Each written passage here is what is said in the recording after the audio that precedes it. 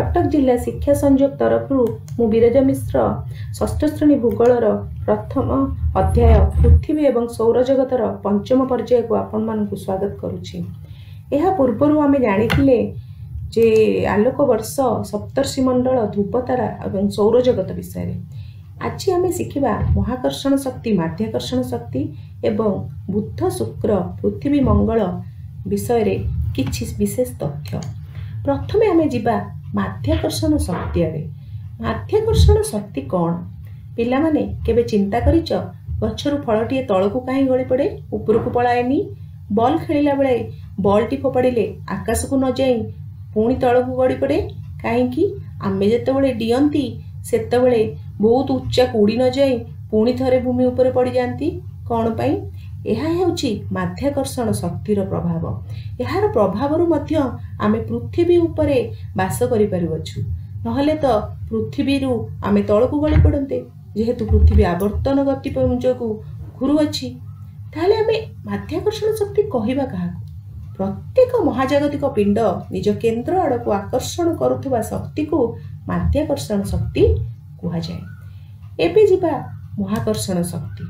यही शक्ति कौन पुणी सूर्यंकर चारिपटे ग्रह बुलिबा यह महाकर्षण शक्तिर प्रभाव। यही महाकर्षण शक्तिर प्रभाव जोगु सूर्यंक चतुर्दिगरे ग्रह माने घुरु अछंती बा सूर्य ग्रह मानकु निज चतुर्दिगरे घुराइबाकू समर्थ होइछंती। तेणु महाकर्षण शक्ति कौन महाजागतिक पिंड मानक मध्यरे थिबा पारस्परिक आकर्षण शक्ति को महाकर्षण शक्ति कुहा जाए।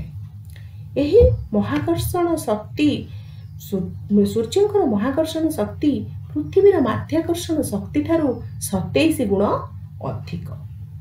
एबे पिला माने आमे जिबा ग्रह गुड़िक आड़े। प्रथमे सबुठु निकटतम ग्रह बुध जहाँकि सौर जगतर सबुठारु छोट ग्रह।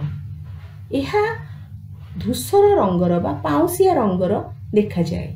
किछि परिमाण रे एही बुध ग्रहटीर पृष्ठभाग चंद्र पृष्ठ परी देखा जाए। सूर्यंक निकटतम हेले मध्य यह सबुठारु उत्तप्त ग्रह नुहे कौन पाई कारण एठारे वायुमंडल नथिबारु सेहा यह सूर्यंक उत्ताप को धरी रखि पारे नहीं। यह द्वितीय उत्तप्त ग्रह। एबे पिला माने देखि पारुथबो तुमे माने सूर्य बुधर पृष्ठ किपरि चंद्रर पृष्ठ परी देखा जाउछि। एबे पिला माने आमे जिबा शुक्र ग्रह आड़े। शुक्र ग्रह विषय किसी जानिबा। शुक्र ग्रह जहाको कि आमे संध्या तारा बोली कहि थाउ जहाकि सूर्यास्त परे पश्चिम आकाश रे देखा जाए किंतु स्थिर आलोक दिए। पूर्व अध्याय आमे आलोचना करिथिले स्थिर आलोक विषय रे। यह हेउछि षष्ठ बृहत्तम ग्रह।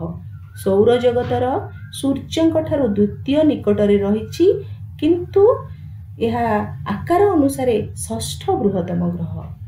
यह सबुठारू अधिक उत्तप्त ग्रह। यह रात्रि आकाशर द्वितीय उज्ज्वल पिंड एवं यहाकू पृथ्वीर जमज ग्रह मध्य कुहा जाए। कौन पाई याकू जमज ग्रह कुहा जाए कारण यह आकार रे आकृति रे किछि परिमाण रे पृथ्वी परी देखा जिबारु यहाकू जमज ग्रह मध्य कुहा जाए। एहा परे आमे जिबा आमर निज ग्रह पृथ्वी आड़े। कौन जानिबा ए पृथ्वी विषय। पृथ्वी सूर्यंक ठारू तृतीय निकटवर्ती ग्रह और सौर जगतर पंचम बृहत्तम ग्रह।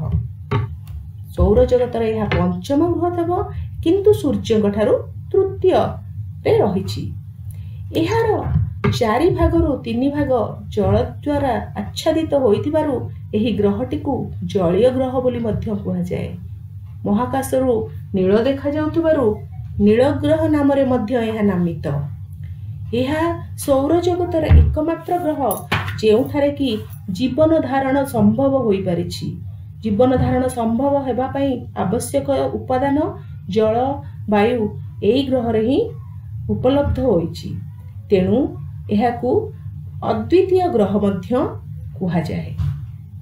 एहार चित्र रे पिला माने भी तमे देखुथबो एही पृथ्वीर ऊपर भाग को उत्तर मेरु ଓ ତଳ ଭାଗକୁ ଦକ୍ଷିଣ ମେରୁ କୁହାଯାଏ।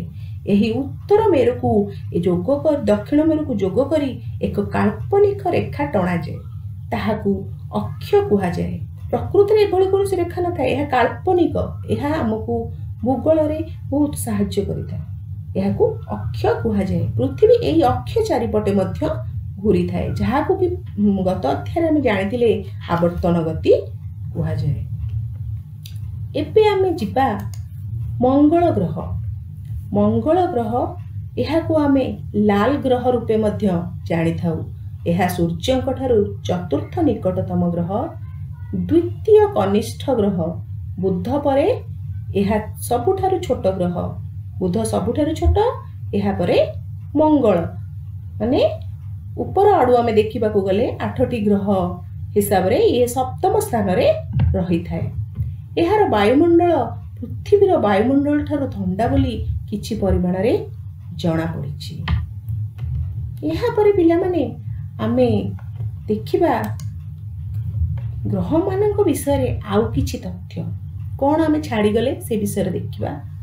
ପ୍ରଥମେ ଦେଖିବା ବୁଧ। ବୁଧ ହେଉଛି ସୂର୍ଯ୍ୟଙ୍କ ଠାରୁ ଦୂରତା ଅନୁସାରେ ପ୍ରଥମ, କିନ୍ତୁ ଆକାର ଅନୁସାରେ ଦେଖିବାକୁ ଗଲେ ସୌରଜଗତର ଶେଷ ମାନେ ଅଷ୍ଟମ ସ୍ଥାନରେ ଏହା ଆସୁଛି। ଏହାର ରଙ୍ଗ ଧୂସର। ଏହାର ଆବର୍ତ୍ତନ ସମୟ ମାନେ ନିଜ ଅକ୍ଷ ଚାରିପଟେ ବୁଲେଇବାକୁ ଏହାକୁ 59 ଦିନ ସମୟ ଲାଗେ, କିନ୍ତୁ ସୂର୍ଯ୍ୟଙ୍କ ଚାରିପଟେ ବୁଲିବାକୁ ଏହାକୁ 88 ଦିନ ସମୟ ଲାଗେ। ଏହାର କୌଣସି ଉପଗ୍ରହ ନାହିଁ। ଏହା ନିକଟତମ ହେଲେ ମଧ୍ୟ ଉତ୍ତପ୍ତ ନୁହେଁ। ଦ୍ୱିତୀୟ ଉତ୍ତପ୍ତ ଗ୍ରହ। ଦ୍ୱିତୀୟ ଗ୍ରହ ବିଷୟରେ ଜାଣିବା। ଶୁକ୍ର। ଶୁକ୍ର ହେଉଛି ସୂର୍ଯ୍ୟଙ୍କ ଠାରୁ ଦୂରତା ଅନୁସାରେ ଦ୍ୱିତୀୟ ଗ୍ରହ। ଆକାର ଅନୁସାରେ ଷଷ୍ଠ ସ୍ଥାନରେ ଏହା ଆସୁଅଛି। ରଙ୍ଗ ଏହାର ଈଷତ୍ ହଳଦିଆ, ଆଉ ଏହାର ଆବର୍ତ୍ତନ ସମୟ ହେଉଛି 243 ଦିନ ଏବଂ ସୂର୍ଯ୍ୟଙ୍କ ଚାରିପଟେ ବୁଲିବାକୁ ଅର୍ଥାତ୍ ପରିକ୍ରମଣ ସମୟ 255 ଦିନ ହୋଇଥାଏ।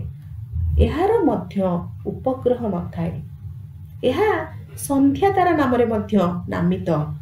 ପୃଥିବୀର ଯମଜ ଗ୍ରହ ରୂପେ ମଧ୍ୟ ଜଣାଯାଏ ଏବଂ ସବୁଠାରୁ ଉତ୍ତପ୍ତ ଗ୍ରହ।